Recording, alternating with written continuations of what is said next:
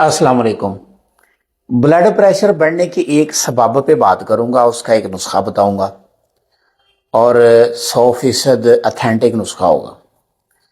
कोई भी बीमारी जो होती है ना, ये किसी भी सबब के बगैर नहीं होती। एक बात समझ लें, सबब पहले होता है, बीमारी बाद में होती है।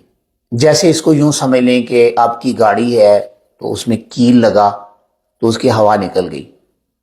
अब जो कील लगा है ना, वो सबब है, और जो उस कील लगने की वजह से सुराख हुआ है वो बीमारी है, और हवा का निकलना उसकी अलामत है।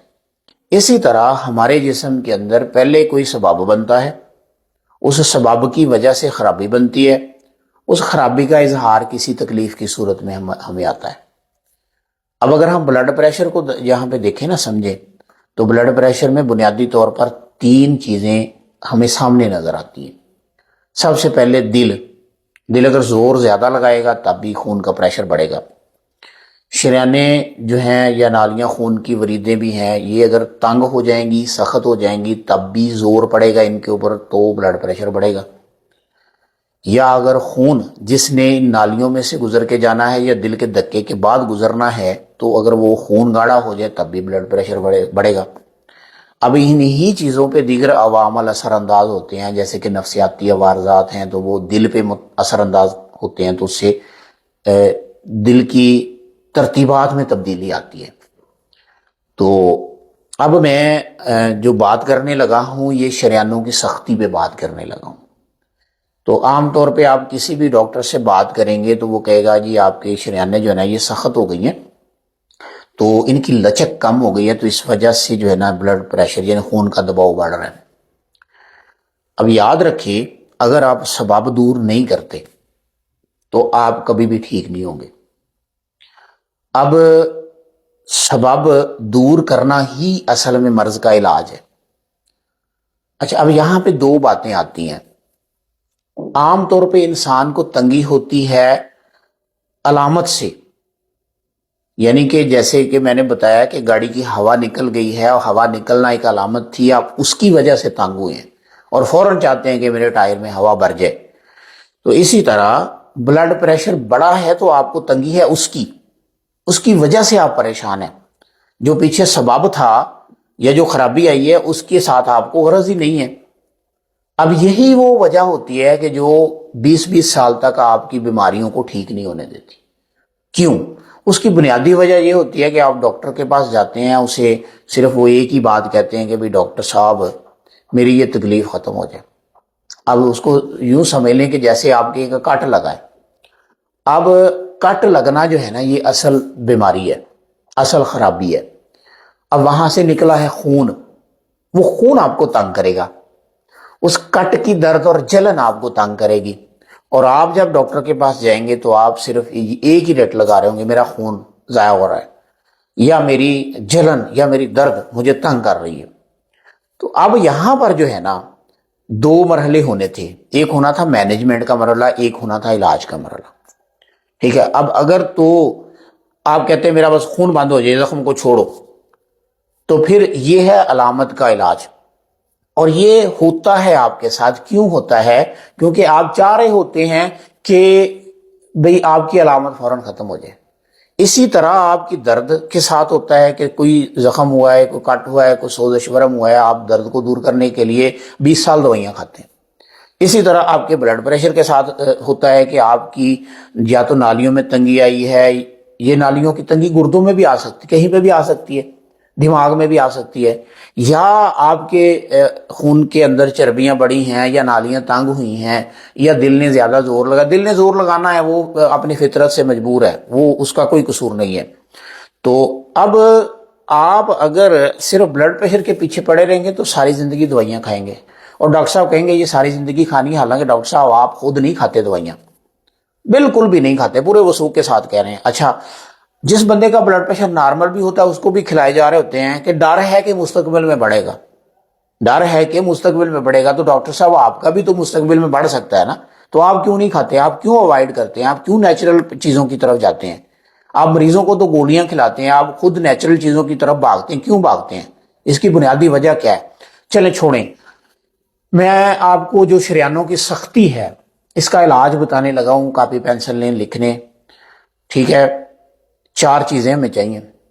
پہلے نمبر پہ آپ کو زنجبیل چاہیے, سونڈ کا آٹا یعنی پاؤڈر بنا کے اس کو چھان لیں, اس میں سے جو آٹا نکلتا ہے وہ آٹا آپ نے 100 گرام لینا ہے. اس کے بعد دوسری چیز چاہیے آپ کو ملٹھی, لائکوارسک بھی اس کو کہتے ہیں. اس کو بھی آپ نے پہلے کوٹنا ہے, پھر اس کو گرینڈ کر لینا ہے. گرینڈ کرنے کے بعد اس میں سے آٹا نکال لینا ہے. یہ بھی آٹا جو ہے نا, یہ بھی پاؤڈر 100 گرام چاہیے. 2 چیزیں ہو گئی ہیں. تیسری چیز جو ہے نا آپ کے پاس وہ ہے کالی مرچ. کالی مرچ آپ کو چاہیے 50 گرام. اور چوتھی چیز ہے آپ کے پاس ہلدی, یہ چاہیے آپ کو 50 گرام. تو 2 چیزیں 100 گرام ہیں اور 2 چیزیں 50 گرام ہیں. اب ان کا فائن پاؤڈر بنا لیں. فائن پاؤڈر بنانے کے بعد اس کو کسی ڈبے میں ڈال لیں. چائے والا آدھا چمچ, تقریباً وہ 1.5 سے 2 گرام بنتا ہے, صبح دوپہر شام. اچھا یاد رکھیں یہ بلڈ پریشر کی دوائی نہیں ہے. اس نے فوری طور پہ بلڈ پریشر کو کم نہیں کرنا, اس نے آپ کی شریانوں کی سختی کو ختم کرنا ہے, نرمی میں تبدیل کرنا ہے, لچک کو بڑھانا ہے, اور اس نے آپ کے خون کی لیکوڈیٹی کو بڑھانا ہے, یعنی اس کے گاڑھے پن کو کم کرنا ہے, اس کو نرم کرنا ہے. ٹھیک ہے, تو جو بھی آپ بلڈ پریشر کی دوائی لے رہے ہیں, میں نے پیچھے بھی 2-3 ویڈیوز بنائی ہیں, آپ جا کے دیکھ لیں. وہاں پہ جو نسخہ آپ کو آسان لگتا ہے وہ بنا کے استعمال کر لیں. ساتھ میں وہ کریں, ساتھ میں یہ کریں. 1 سے 2 مہینوں میں, زیادہ سے زیادہ 3 ماہ میں آپ کی ہر طرح کی بلڈ پریشر کی گولی چھوٹ جائے گی. اور نہ صرف بلڈ پریشر کی گولی چھوٹے گی بلکہ آپ کے جسم میں بے بہا تبدیلیاں آئیں گی. 50 سے زیادہ امراض اس سے ٹھیک ہو جائیں گے انشاءاللہ تعالی. اگر کسی ڈاکٹر کو شک ہو, اگر کسی ڈاکٹر کو یہ ٹوٹکا لگے, تو ڈاکٹر صاحب خود آپ اس کو استعمال کر لیں, بنا لیں, اپنے مریضوں پہ ٹرائی کر لیں. میری طرف سے اذن ہے, اجازت ہے, کھلی چھٹی ہے. اور یاد رکھیں یہ اصولوں پہ مبنی دوا ہے, یہ کوئی ٹوٹکا نہیں ہے. اس کے پیچھے 30 سال کی ریسرچ ہے, اور اس سے پیچھے ہمارے آباء و اجداد کی سینکڑوں سالوں کی ریسرچ ہے.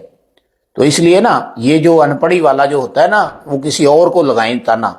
اللہ کے فضل و کرم سے ہم پڑھے ہوئے ہیں الحمدللہ. ہمارا شعبہ, ہمارا جو یہ ہمارا فیلڈ ہے, ہماری پیتھی ہے, ہم نے اپنی پیتھی کی تعلیم مکمل حاصل کی ہوئی ہے اللہ کے فضل و کرم سے. تو جو بات کرتے ہیں وہ ڈنکے کی چوٹ پہ کرتے ہیں. تو یہ کریں, اس کو کوئی سائیڈ افیکٹ نہیں ہے, کسی قسم کا کوئی سائیڈ افیکٹ نہیں ہے. ذائقہ بھی اس کا بہتر ہے. جس کو یہ پاؤڈر اچھا نہ لگے وہ 1 گرام کا کیپسول بنا لے, 1 یا 2 کیپسول جو ہے نا وہ صبح دوپہر شام لیتا رہے. ساتھ میں بلڈ پریشر کی دوائی لے, 2-3 ماہ میں بلڈ پریشر بالکل نارمل ہو جائے گا. شریانوں کی سختی ختم ہو جائے گی, کڑل پڑتے ہوئے ختم ہو جائیں گے, جسم کی جو سختی کے ساتھ دردیں ہیں وہ ختم ہو جائیں گی, موڈ ڈپریس ہونا ٹھیک ہو جائے گا, جسم کے اوپر تازگی آنا شروع ہو جائے گی. ٹھیک ہے جی, اس کو بنا لیں. جس چیز کا نہیں پتا چلنا آپ نے پنساری سے پوچھنا ہے اپنے سے. ٹھیک ہے, ہم سے آپ اگر چاہیں گے تو بنا بنایا تو مل سکتا ہے, لیکن ہم آپ کو کوئی رہنمائی نہیں دیں گے وہاں پہ, کیونکہ ہم نے سب کچھ یہاں پہ کھول کے بیان کر دیے. تو اگر کوئی پہلی بات یہ ہے کہ اس کو صرف بلڈ پریشر کے حوالے سے ہی دیکھ لیں. ویسے تو ہم اس کو بے شمار امراض میں استعمال کرواتے ہیں, لیکن آپ اس کو بلڈ پریشر کے حوالے سے بلڈ پریشر کی دوائی کے ساتھ اس کو استعمال کریں. انشاءاللہ تعالی بلڈ پریشر کا مسئلہ آپ کا ختم ہو جائے گا اللہ تعالیٰ کے فضل و کرم سے. اگر آپ کو ویڈیو اچھی لگی ہے تو اس کو شیئر کر دیں, اکاؤنٹ کو فالو کر لیں, اور کمنٹ کر کے بتائیں کہ آپ مجھے کہاں سے دیکھ رہے ہیں.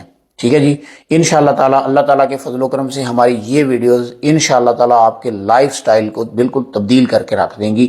اور وہ ہمارے بھائی ڈاکٹر صاحبان جو کہتے ہیں ساری زندگی دوائیاں کھانی ہیں, یہ ان کا توڑ ہے ہماری ویڈیوز اللہ کے فضل سے انشاءاللہ تعالیٰ.